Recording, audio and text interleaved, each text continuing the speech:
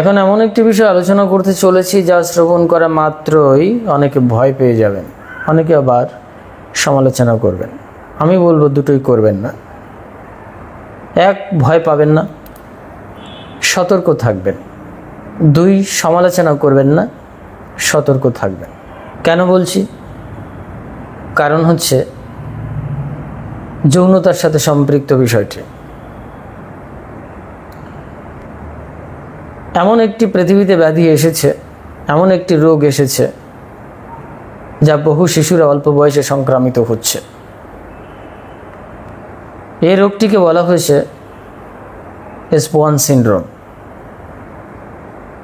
আবিষ্কার হয়েছে উত্তর পূর্ব ব্রাজিলিয়ান একটি ছোট্ট গ্রাম থেকে। গ্রামটির নাম হচ্ছে সেরিনা ডাস পিন্টোস, যেখানে সাকুল্যে জনসংখ্যা অর্থাৎ সর্বমোট জনসংখ্যা ৫,০০০। এই এসপোয়ান সিনড্রোম, যেটাকে এক্সপ্লেইন করলে হয় spastic paraplegia, optic atrophy and neuropathy, এই শব্দগুলোর ভেতরে রয়েছে এই মারাত্মক ব্যাধির কথা। এই যে ব্যাধিটি, the rare genetic disorder that is hunting a Brazilian town, যেটা এই ব্রাজিলিয়ান শহরে, ছোট্ট একটি শহরে, এই পিন্টোস নামক গ্রামে বা শহরে ছড়িয়ে পড়েছে। এটা প্রথম ২০০৫ সালে জিনতত্ত্ববিদ ও জীববিজ্ঞানী এবং তার সহযোগীরা মিলে দীর্ঘ গবেষণার পরে প্রকাশ করেছেন, যে শব্দটির নাম হচ্ছে বা যে রোগটির নাম দিয়েছেন এসপোয়ান সিনড্রোম। তো এসপোয়ান সিনড্রোম বলছিলাম যে যৌনতার সাথে সম্পৃক্ত। হ্যাঁ, একই পরিবারের সঙ্গম যদি হয়, পারিবারিক সূত্রে যদি সঙ্গম হয়, যৌনতার সম্পর্ক থাকে, অ্যান্ড ইনফ্রেডিম অন্তঃপ্রজনন সম্পর্কের কারণে রোগটি, এই সিনড্রোম দেখা দিতে পারে। এটা কোথা থেকে আসছে? পিতামাতার থেকে আসছে। কিসের কারণে আসছে? গবেষণায় উঠে এসেছে যে জিনতত্ত্ববিদ, যে জীববিজ্ঞানী, যার নাম হচ্ছে সিলভানা স্যান্টোস। এই সিলভানা দীর্ঘদিন ধরে অক্লান্ত পরিশ্রম করে গবেষণা করে বের করে নিয়ে এসেছেন যে এটা যাদের ভেতরে দেখা যাচ্ছে বেশি, তা একান্ত পারস্পরিক যৌনতার সম্পর্ক, পারিবারিক সম্পর্ক তথা ভাই বোনের সম্পর্ক, অন্তঃপ্রজননের সম্পর্কের কারণে এই রোগটি দেখা দিচ্ছে। ওনার গবেষণায় আরও উঠে এসেছে গ্রামে যত দম্পতি আছে, শতাংশের ৩০% একে অপরের ভাই বোনের সম্পর্ক, দম্পতি মানে খুড়তুতো, চাচাতো, কাকাতো, যাই বলুন। তো উনি এটা দাবি করেছেন বা গবেষণায় এটা উঠে এসেছে। তবে অন্য জীববিজ্ঞানী, অনেক জীববিজ্ঞানী এটাকে মানতে চান না। যাক, সেটা আলাদা বিষয়। কিন্তু আমি কেন বলছি ইহা যৌনতার সাথে সম্পর্ক? কারণ জেনেটিক মিউটেশনের কারণে এটা হচ্ছে। একটি ছোট্ট ক্রোমোসোমাল ত্রুটির কারণে এই রোগটি দেখা দিচ্ছে। গবেষণায় এটা উঠে এসেছে। যাই হোক, এখন এই সিলভানা স্যান্টোসের গবেষণায় যেটা দেখা যায়, উনি বলছেন যে এই জিনগত ত্রুটির কারণে এটা দেখা দিচ্ছে। বিশেষভাবে দেখা দিচ্ছে যদি কোনো পরিবারের এরকম ভাই বোনের সম্পর্ক, অন্তঃপ্রজননের সম্পর্ক, পারিবারিক সম্পর্কে কোনো যৌনতার সম্পর্ক তৈরি হয়, সেক্ষেত্রে সেখানে যে সন্তানটি আসবে তার ক্ষেত্রে এটা আক্রমণ করবে বেশি। ব্রাজিলের একটি ইউনিভার্সিটির একজন জিনতত্ত্ববিদ দাবি করছেন যে যদি এরকম পারিবারিক সম্পর্কে লিপ্ত হয় কেউ, তাহলে গর্ভাবস্থায় ওই শিশুর প্রতি যে আশঙ্কা থাকে, অক্ষমতার আশঙ্কা থাকে, সেটা 5-6%। পারিবারিক সূত্রের যদি যৌনতা সম্পর্ক না থাকে তাহলে দেখা যাবে সেখানে যে আক্রান্ত শিশুটি আসবে তার আশঙ্কা থাকবে 2-3%। তো এই সিলভানা ওই গ্রামের প্রতিটি মানুষের ডিএনএ সংগ্রহ করে গবেষণা করে দেখেছেন 500 বছরের পুরনো ব্যাধি এসেছে কোত্থেকে। প্রাথমিক ইউরোপীয় বসতি স্থাপনকারীদের সঙ্গে এই রোগটি এসেছিল, যারা এই উত্তর পূর্ব ব্রাজিলিয়ান এই টাউনে এসেছিলেন। পরবর্তীকালে 70টি কেস রিপোর্ট করা হয়েছে, তার মধ্যে 2টি হচ্ছে মিশরে, বাকিটা সব ব্রাজিলে। কোথাও আবার দাবি করা হয়েছে পর্তুগাল, ডাচ, ইহুদি ইহাদের সাথে সম্পৃক্ত। যাই হোক, ফলে এই প্রজন্মের পর প্রজন্ম ধরে পারিবারিক বৈবাহিক সূত্রে আবদ্ধ, সেখানে পিতামাতার থেকে প্রবাহিত হচ্ছে এই রোগটি সন্তানের ভেতরে। এই S1 সিনড্রোম এমন একটি মারাত্মক ব্যাধি কেন বলা হচ্ছে যে আগেই বলেছি যে পিতামাতার থেকে এটা আসছে, এবং যেখানে একই পরিবারের সাথে সম্পর্ক, ভাই বোনের সাথে সম্পৃক্ত যে যৌনতার সম্পর্ক, সেই কারণে বেশি প্রভাবটা ফেলছে। আর এখানে শিশু আক্রান্ত হচ্ছে গর্ভাবস্থায় বা শৈশব থেকে।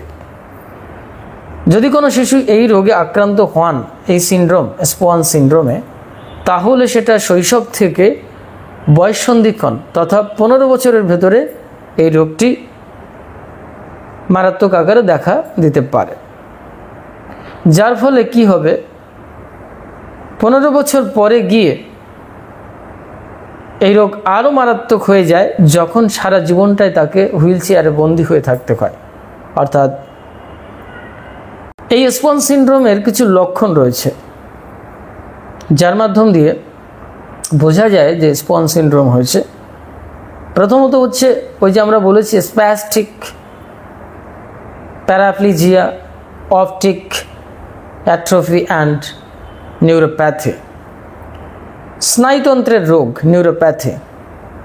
তো যাই হোক, প্রথমত হচ্ছে শরীরের নিম্ন অঙ্গগুলো দুর্বল হয়ে পড়বে, মোটর যে দক্ষতা সেখানেও দুর্বলতা দেখা দেবে। আমাদের শরীরে জয়েন্ট রয়েছে, সেই জয়েন্টগুলোও দুর্বলতা দেখা দেবে। সঙ্গে সঙ্গে দৃষ্টিশক্তি হ্রাস পাবে এবং অনিচ্ছাকৃত চোখ নড়াচড়া করবে। তো গবেষণায় এটা দেখা গেছে যারা এই পিন্টোস গ্রামে বা শহরে যে শিশুরা আক্রান্ত, যে তাদের চোখ অনিচ্ছা সহকারে নড়াচড়া করে, এবং শৈশবের পরপরই যারা এই রোগে আক্রান্ত হয়েছেন তাদের এই দুর্বলতাগুলো দেখা দিচ্ছে। সেখানে দেখা যাচ্ছে যে 1/3 মধ্যে কমপক্ষে একটি শিশু আক্রান্ত, এবং যে মারাত্মক পর্যায়ে যারা পৌঁছে গেছেন, যে সমস্ত বাচ্চা শিশুরা অনেকেই হুইল চেয়ারে বন্দী, মানে সারা জীবন ওই হুইল চেয়ারে কাটাতে হবে। আর এই রোগের কোনো প্রতিকার এখনও জানা যায়নি যে প্রতিকার আছে। তাই দেখছি গবেষণা সিলভানা যেটা বের করে নিয়ে এসেছেন যে যারা এই রোগে আক্রান্ত তাদের ক্ষেত্রে বেশিরভাগ দম্পতিদের জীবনে দেখা যাচ্ছে 30% হচ্ছে রক্তের সম্পর্ক, ভাই বোনের সম্পর্ক। যদিও পৃথিবীতে মোট জনসংখ্যার 10% যারা দম্পতি তাদের সম্পর্কটা ভাই বোনের, অর্থাৎ খুড়তুতো, কাকাতো, চাচাতো, মামাতো, পিস্তুতো ভাই বোনের সম্পর্ক। পাকিস্তানের মতো দেশেও রিপোর্টে যতটা দেখা যায় প্রায় 50% দম্পতির সম্পর্ক, একে অপরের সম্পর্ক ভাই বোনের। কিন্তু এই ব্রাজিলিয়ান এই ছোট্ট শহরে শিশুরা এরকমভাবে আক্রান্ত হচ্ছেন।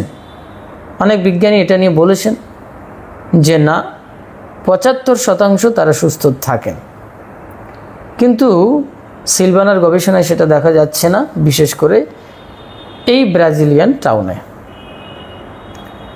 কিন্তু বিবিসির সিদ্ধান্ত অনুসারে যেটা উঠে এসেছে, এসপুয়ান সিনড্রোম তখনই ঘটে যখন পিতামাতা উভয়েই পরিবর্তিত জিন বহন করে,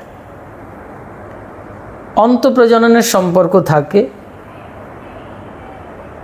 যেখানে পারস্পরিক বৈবাহিক অর্থাৎ পারিবারিক সূত্রে যৌনতার সম্পর্ক, সেখান থেকে শিশুদের এই সংক্রমণের আশঙ্কাটা বেশি থাকছে, এটাই উঠে এসেছে। এখন এটা যদি বলা হয় তাহলে আমরা একটু বৈজ্ঞানিক ফর্মুলা অনুসারে যাব, তাহলে পরিষ্কার হয়ে যাবে। হ্যাঁ, হতে পারে। কেন বলছি?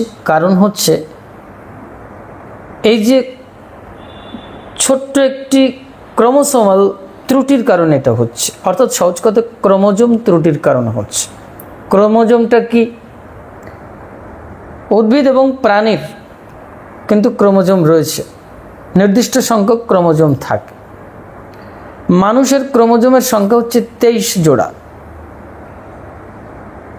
তার ভিতরে লিঙ্গ নির্ধারক হচ্ছে 1 জোড়া, যেটা হচ্ছে এক্স ওয়াই, মেয়েদের ক্ষেত্রে এক্স এক্স।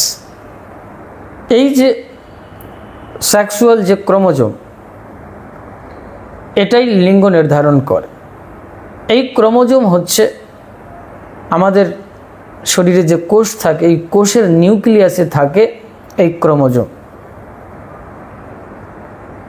এই ক্রোমোজোম আবার ডিএনএ এবং প্রোটিন দ্বারা গঠিত একটি আণবিক অণু, সুতোর মতো একটি গঠন। এগুলো যারা ডিএনএ আরএনএ তত্ত্ব জানেন তাদের কাছে পরিষ্কার হয়ে যাবে। Deoxy ribo nucleic acid DNA, এই ডিএনএর ভেতরে থাকে সূক্ষ্ম একটি উপাদান জিন। অর্থাৎ সহজ কথায় এই ক্রোমোজোম জিনের তথ্য বহন করে। আর এই ডিএনএ এবং আরএনএর সাথে সম্পর্ক রয়েছে আমাদের বংশগতির সম্পর্ক। জিন শব্দটি যখনই আমরা বলছি, সেটা একটি বংশগতির একক হিসেবে ধরা হয়। তার মানে আরও পরিষ্কার করে যদি আমরা বলি, আমরা আরও দেখতে পাই যে ক্রোমোজোম, যে সেক্সুয়াল ক্রোমোজোম এক্স ওয়াই, আরেকটি এক্স এক্স। তো এক্স ওয়াই থেকে, অর্থাৎ পুরুষের ক্ষেত্র থেকে আসছে শুক্রাণু এক্স এক্স, যেখান থেকে আসছে ডিম্বাণু। তাহলে দেখুন, আমরা ক্রোমোজোমের কথা বলছিলাম, যার ছোট্ট ত্রুটির কারণে এই পরিবর্তনটি ঘটছে, নষ্ট হয়ে যাচ্ছে এমন একটি পার্ট, যার কারণে আমাদের মস্তিষ্কে একটি গুরুত্বপূর্ণ প্রোটিন অতিরিক্ত মাত্রায় উৎপাদন করছে, যার ফলে এই বিপর্যয় দেখা দিচ্ছে। এই এসপুয়ান সিনড্রোমটা কিন্তু তৈরি হচ্ছে, অর্থাৎ এই ব্যাধিটি আক্রমণ করছে, এই ব্যাধিটি হচ্ছে। তার মানে সহজ কথা আমরা বলতে পারছি যে একটি সেক্সুয়াল বিষয়টির সাথে সম্পৃক্ত, অর্থাৎ আমাদেরকে কিন্তু এই বিষয়টা ধ্যান দিতে হবে। আমি এতক্ষণ ধরে যে বিষয়টি আলোচনা করলাম, ইন ডিটেল ব্যাখ্যা করতে গেলে বিজ্ঞানসম্মত আলোচনা, সেটা অনেক সময়ের ব্যাপার। তো এখন একটু তত্ত্ব কথা বলবো, সেটা হচ্ছে এই, আমাদের নিত্য প্রত্যহ জীবনে বেঁচে থাকার লড়াই প্রত্যেকেরই রয়েছে। পৃথিবীতে অধিকাংশ মানুষই ডোমেস্টিক লাইফ ডিল করেন, দাম্পত্য জীবনযাপন করেন, এবং দাম্পত্য জীবনের কথা যখনই স্বীকার্য হয় তখন সেখানে নারী পুরুষের সম্পর্ক আসে। আর এই সম্পর্কটাকে কেউ সহজে অস্বীকার করতে পারেন না, পারা যায় না। কারণ যার সঙ্গে এক অদ্ভুত সম্পর্ক রয়েছে, যেটা হচ্ছে, আবারও বলছি, প্রজনন বিদ্যার সম্পর্ক, যৌনতার সম্পর্ক, শারীরিক সম্পর্ক। ইহা অতীব একটি পবিত্র সম্পর্ক। অনেকে দাবি করবেন, তাহলে কি এটা কেউ করবেন না? সৃষ্টিতে ভগবান এটা করেছেন, এটা কি করা তাহলে বিধিসম্মত নয়? সৃষ্টি প্রজনন বিদ্যা যদি বন্ধ হয়ে যায়, তাহলে সৃষ্টি ধ্বংস হয়ে যায়। কথাটা অত্যন্ত সত্য, আমিও স্বীকার করি। সৃজনশীলতা শব্দটির ভেতরেই রয়েছে এক অদ্ভুত ছন্দের কথা। প্রকৃতির দিকে তাকিয়ে দেখুন, যেখানেই আপনার সৃষ্টি, সেখানেই কিন্তু আপনার লয় হচ্ছে। অনেকে গ্রাম্য প্রবাদে বলেন, যেখান থেকে সৃষ্টি সেখানেই ক্ষয়। অর্থাৎ আমরা যে নারীর থেকে সৃষ্টি হই, সেই নারীর প্রতি কুপ্রভাবে প্রভাবিত হয়ে গিয়ে, আকর্ষিত হয়ে গিয়ে এমনভাবে আমরা দগ্ধ হই যে আমরা মৃত্যুমুখে পতিত হই। অর্থাৎ সেটা আমাদের ধ্বংসের কারক হয়ে ওঠে। অথচ তাকে ছাড়া সৃষ্টি হবে না। দম্পতি, নর এবং নারী উভয়ের ছাড়া সৃষ্টি হবে না। সুতরাং সৃষ্টি প্রজনন বিদ্যাকে যদি রক্ষা করতে হয়, যেটা ঈশ্বরের সৃষ্টি, সৃষ্টিকর্তার সৃষ্টি, যারা ঈশ্বর না মানেন, অন্ততপক্ষে সৃষ্টিকর্তাকে অস্বীকার করা যায় না।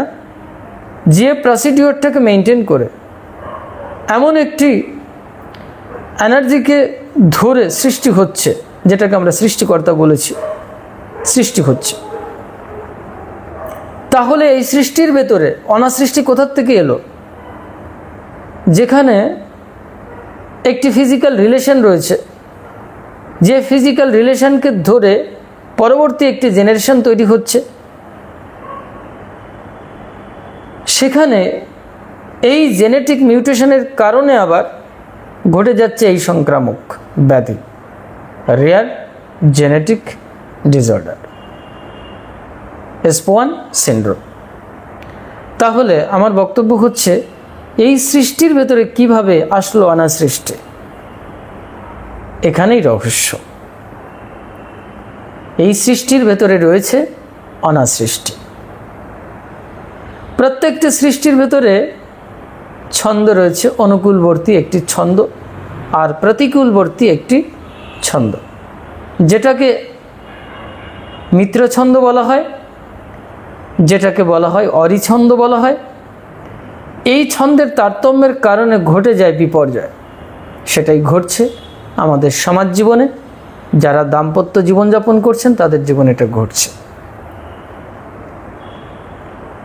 তাহলে অনেকে বলবেন, তাহলে কি এটা বন্ধ করে দিতেই হবে? না, সৃষ্টিতে যখন সৃষ্টি হয়েছে, তখন বন্ধ করা চলে না। তবে আনন্দের বিষয় হচ্ছে, আপনাকে ছন্দের সঙ্গে চলতে হবে। যদি আপনি ছন্দে তালে তাল মিলিয়ে প্রকৃতির সঙ্গে, সৃজনশীলতার সঙ্গে চলতে পারেন, তাহলে সেখান থেকে একটি উৎকৃষ্ট সৃষ্টি আবার সৃষ্টি হয়। এটা আমাদের শাস্ত্রীয় সিদ্ধান্তের ভিতরে আছে। এই জন্যে মহর্ষি বেদব্যাস, শাক্তাবেশ অবতার, সহজ কথায় ব্যাসদেব ভগবান, মহর্ষি ব্যাসদেব, তিনি ষোড়শ সংস্কার আবিষ্কার করেছিলেন। 16টা সংস্কার, তার ভিতরে বিবাহ একটি, সন্তান কিভাবে তৈরি করতে হবে সেটাও পদ্ধতি রয়েছে, সীমন্তোন্নয়ন রয়েছে, তারপরে সুপ্রজনন সংস্করণ রয়েছে, কিভাবে প্রজনন করবে সেই সংস্করণ রয়েছে। এইসব মিলিয়ে রয়েছে নানাবিধ সংস্করণ। এই সংস্কারের ভেতর দিয়ে যদি যায়, তাহলে সেখানে উৎকৃষ্ট একটি সৃষ্টি তৈরি হয়। সুতরাং বক্তব্য হচ্ছে ছন্দের ভেতরে থাকা। যখন কোনো ব্যক্তি সৃষ্টির সাথে ছন্দে না চলতে পারেন, তখনই এই বিপর্যয় দেখা দেয়। ধরুন আপনি দাবি করবেন আপনার অনেকগুলো ইন্দ্রিয় রয়েছে, ইহা একান্ত আপনার, আপনি যা ইচ্ছে তাই করতে পারেন, এবং আমরা তাইও করি। চোখ আছে, যা ইচ্ছে দেখছি, মুখ আছে, যা ইচ্ছে বলছি, আর অন্যান্য ইন্দ্রিয় আদি রয়েছে, যা ইচ্ছে তাই করছি। ভাবুন একবার, আপনার পাকস্থলী রয়েছে, সেখানে আপনার ইচ্ছে হয়েছে খাওয়ার, নিজস্ব আপনার পাকস্থলী, যা দেবেন তাই হয়ে যাবে, কিন্তু তা হবে না। আপনি সকালবেলায় উঠে, ঘুম থেকে উঠেই খালি পেটে যদি বাগান থেকে হাফ কিলো কাঁচা লঙ্কা পেটে মেরে দেন পেট ভরাবার জন্যে, আপনার লঙ্কা খুব প্রিয়, কাঁচা খেতে খুব পছন্দ করেন, সকালবেলায় খেলেন, অবস্থা কী হবে জানেন? আপনি স্ট্রোক করে মারা যাবেন, জ্বলতে জ্বলতে পুড়তে পুড়তে শেষ হয়ে যাবে। সুতরাং আপনার পাকস্থলী আছে বিধায় যা ইচ্ছা তাই করবেন, এটা চলবে না। সুতরাং একটি পাকস্থলীতে কখন, কোন টাইমে, কি খাবার, কতটুকু পরিমাণ, কিভাবে খাওয়া, কিভাবে দিতে হবে, সেসবগুলো জেনেই যখন আপনি সেই ইন্দ্রিয়কে ব্যবহার করেন, তখন সেটা উৎকৃষ্ট স্থানে থাকে, সেটা ফলপ্রসূ হয়, যেটাকে আমরা বলেছি পরিমিত আহার, পুষ্টি দেওয়া আহার, পরিমার্জিত, পরিচ্ছন্ন, পরিষ্কার পরিচ্ছন্ন আহার। শাস্ত্রে এটাও উঠে এসেছে, আহার বিহার এ সমস্ত জায়গায় পরিচ্ছন্নতা, নিয়মকানুন মানতে হবে। যদি তা না হয় তাহলে কিন্তু অবশ্যই ক্ষতিকারক হয়ে উঠবে সেই সৃষ্টির কম্পোজিশনটা। সুতরাং এখন কি উপায়? তাহলে অনেকে বলবেন, তাহলে কি করব, পরিমিতি এসব বুঝবো কি করে? তাহলে কি ভোগ ছেড়েই দেবো? দেখুন, আমি বলেছি প্রকৃত আনন্দ, ভোগ এবং ত্যাগ। উপনিষদ বলছে তেন ত্যাগ তেন ভুঞ্জিতা, যে ত্যাগ করো, ত্যাগের মাধ্যম দিয়ে ভোগ করো। ত্যাগের মাধ্যম দিয়ে ভোগ কেমন হয়? ধরুন আপনি 50 কিলোমিটার রাস্তা অতিক্রম করে গেছেন, আপনি পিছন ফিরে তাকালেন, 50 কিলোমিটার পথ কিন্তু আপনার পেছনে। ওই 50 কিলোমিটারের যে অতীত পথটি, ওটা কিন্তু এখন আর আপনি ফিরে পাচ্ছেন না। যদি আপনি ব্যাক করেন সেটা আলাদা বিষয়, কিন্তু যদি প্রকৃত পথ অতিক্রম করতে হয়, সৃষ্টির রহস্যকে অতিক্রম করতে হয়, প্রকৃত আনন্দ পেতে হয়, তাহলে এই অতীত অবস্থার ভেতরে থাকতে হবে। অর্থাৎ আপনি 50 কিলোমিটার পথ অতিক্রম করেছেন,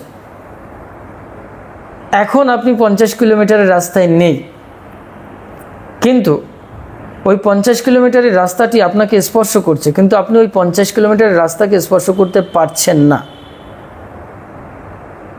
এই অবস্থায় ভোগ করা যায়।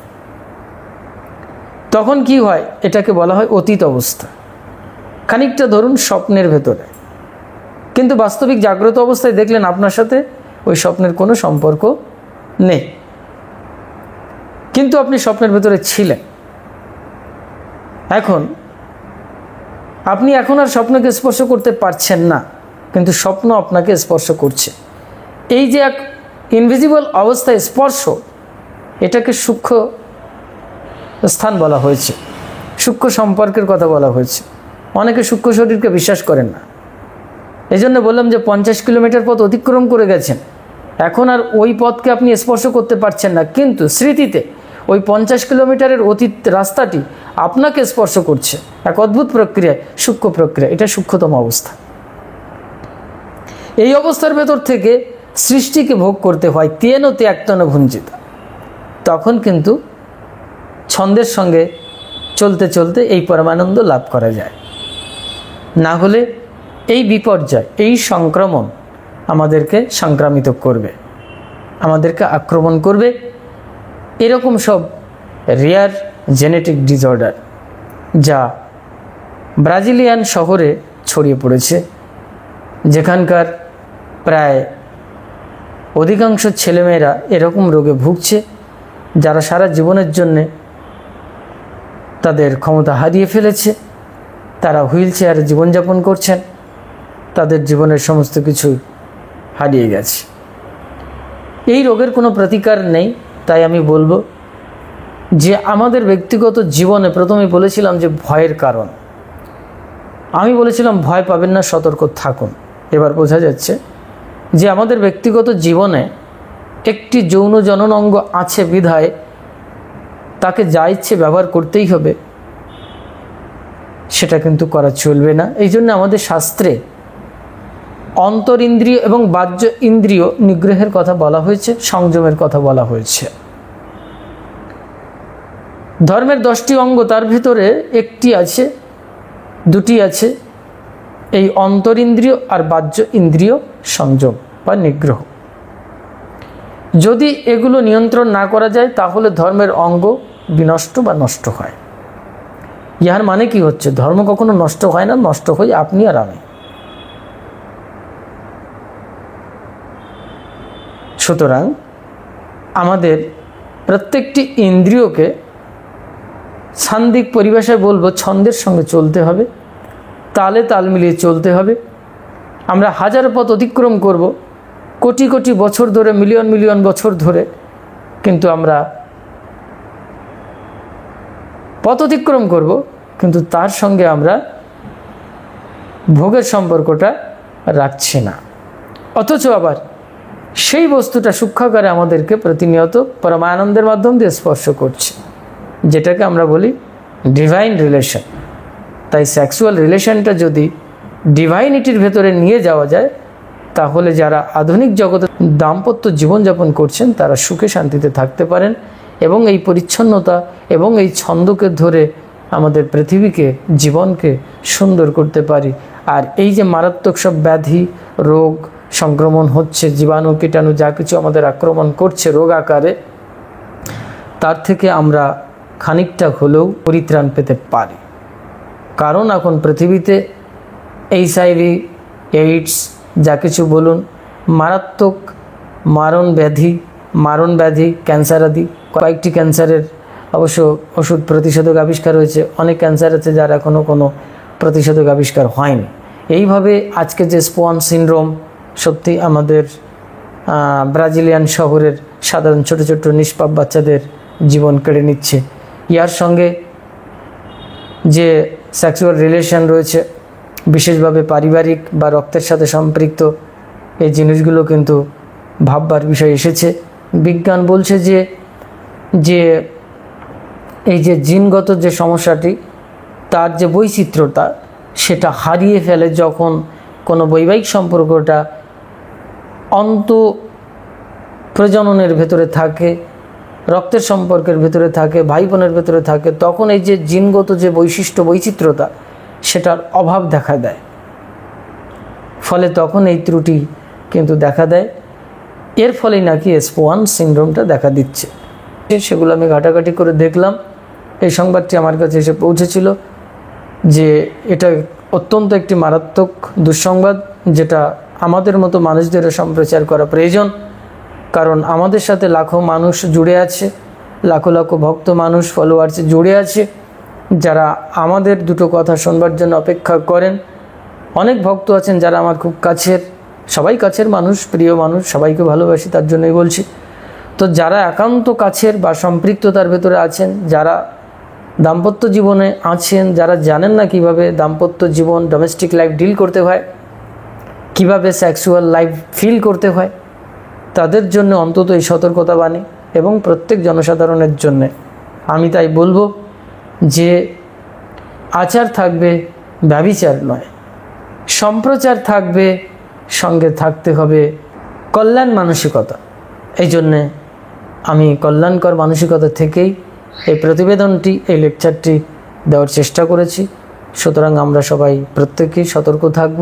সতর্ক না থাকতে পারি তাহলে কিন্তু ওখানে গবেষণায় যেটা দেখা যাচ্ছে, প্রায় 50% শিশুরা কিন্তু দুর্বল। তো আমরা পরবর্তী প্রজন্মের জন্যে যে শিশুদের ভেতরেই একটি কথা বলা হয়, ঘুমিয়ে আছে শিশুর পিতা সব শিশুরই অন্তরে। সুতরাং প্রত্যেক শিশুর ভেতরে রয়েছে আগামী একটি সুন্দর প্রজন্ম, আগামী ভবিষ্যৎ, আগামী প্রজন্মের পিতা। সুতরাং যাকে ধরেই সৃষ্টি, প্রজনন প্রক্রিয়া, সৃজনশীলতা, সৃষ্টিকর্তার নিয়ম রক্ষিত হয়। সুতরাং সে বিষয়ে আমাদেরকে সতর্ক থাকতে হবে। যা ইচ্ছে তাই করলে চলবে না। যদি করা হয় তাহলে কিন্তু আমাদের আজকে ব্রাজিলিয়ান শহর নয়, পৃথিবীতে এরকম বহু জায়গায় বহু এরকম রোগ ছড়িয়ে ছিটিয়ে পড়েছে। আজকে এটা গবেষণায় উঠে এসেছে, তাই আমরা জানতে পারছি। এমন অনেক রোগ ব্যাধি আছে যেগুলো এখনও গবেষণায় উঠে আসেনি, আমরা জানতেই পারছি না। ভেতরে ভেতরে আমরা সেই রোগ ভোগ করছি এবং আক্রান্ত হয়ে পড়ছি এবং প্রজন্ম শেষ হয়ে যাচ্ছে। সুতরাং সাবধান, আমাদের প্রত্যেকেরই সতর্ক থাকতে হবে। ব্যভিচার নয়, সদাচার।